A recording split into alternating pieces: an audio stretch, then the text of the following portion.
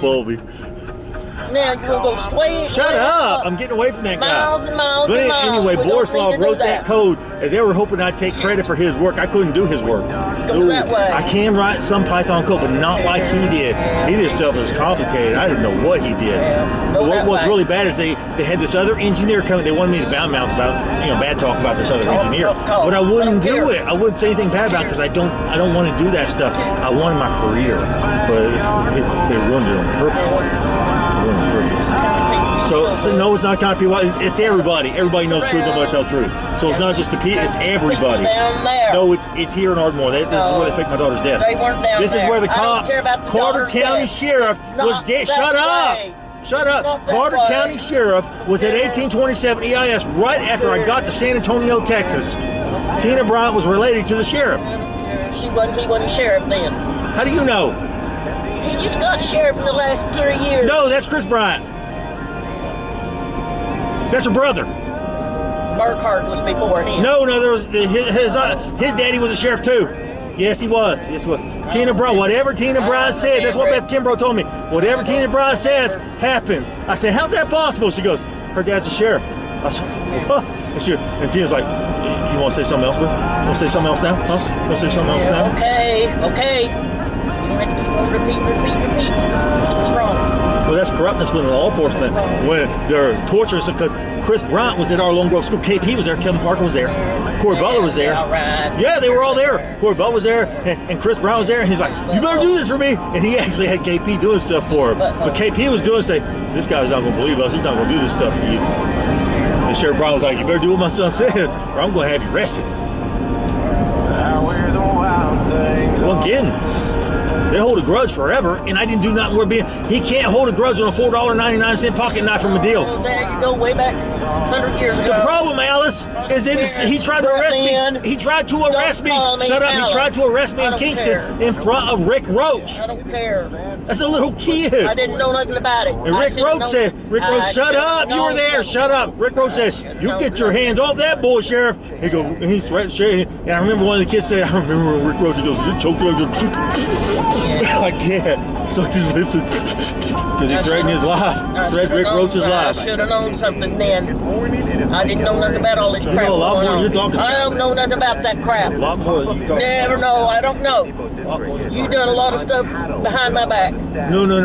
It's all behind my back. I didn't know nothing about it. They knew who I was. They tried to kill us in Ohio. Because I had to work. They tried to kill us in Ohio. As a little boy, they were trying to kill me in Ohio as a little boy. I don't know nothing about that either. Sean Finner, you know who? I don't know nothing about that.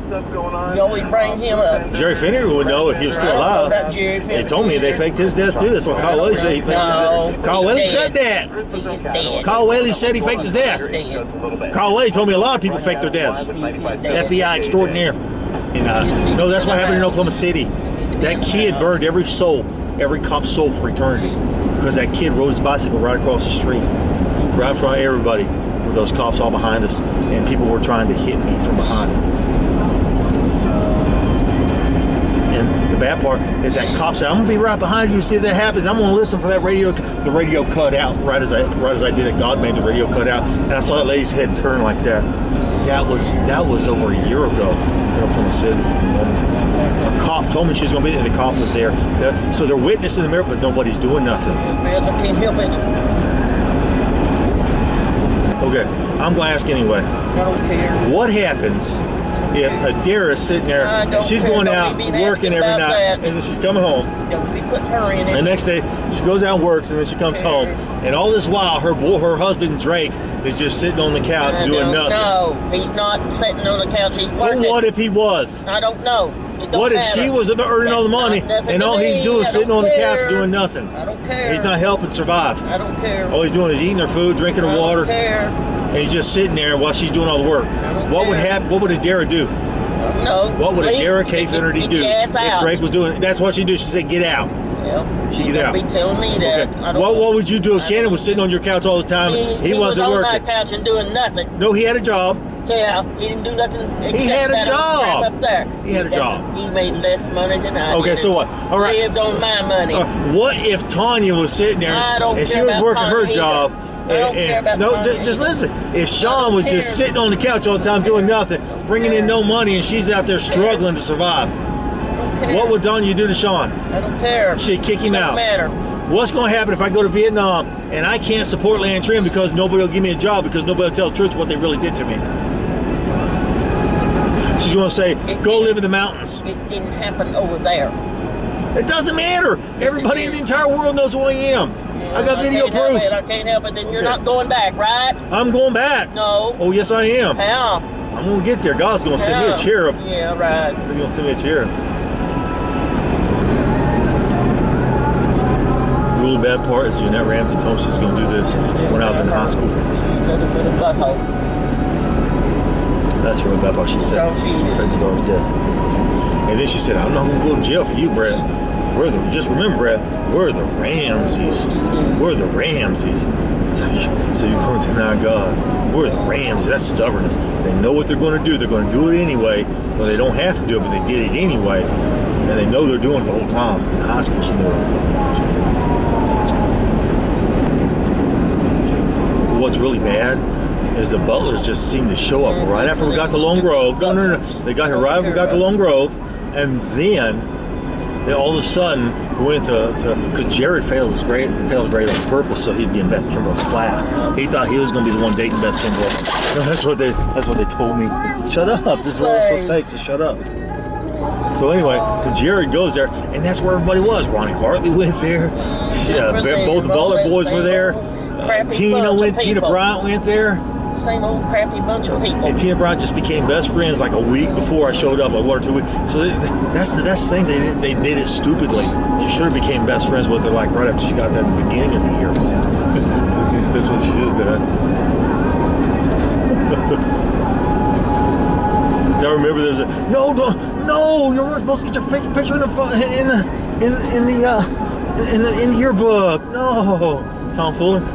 Charles Ray was not supposed to do it, but he did it. He was proud of himself. Another liar.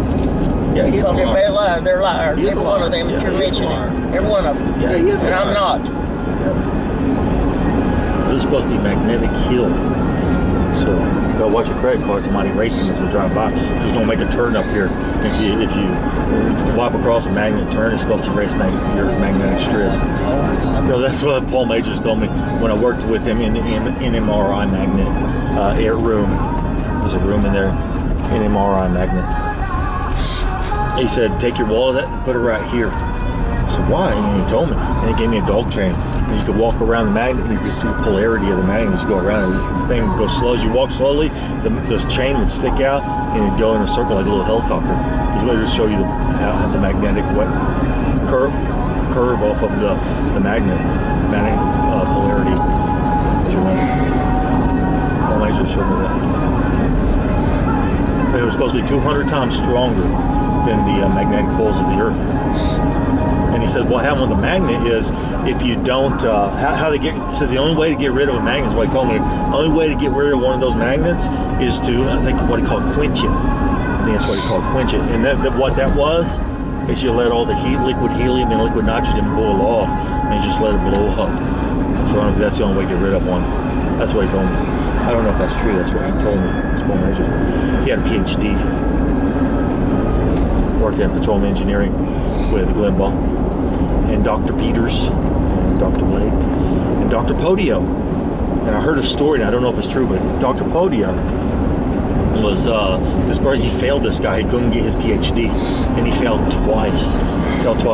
And you only get 2 chances at that school, petroleum engineering department. Only 2 chances. That's how much pride they have in themselves. That's it. So what happened was, and this is what Glenn Baum told me. He said the student was so upset. He said they didn't really close the towers off because of the person that did that, shooting. And there was actually a black guy that worked there. He was one of our, I don't know who, I think it was a maintenance man. He said, yeah, I was here when that happened, man. I was actually ducked behind a car. I couldn't get in the building. I was ducked behind a car, that's what he said. So he said they didn't really close it because of that guy. They closed it because of the students that would fail the dissertations and they'd jump off the tower to kill them. So that's what Glenn Baum told me. I don't know if that's true or not. I think they closed it because of that guy that was shooting. But that's what Glenn Baum told me.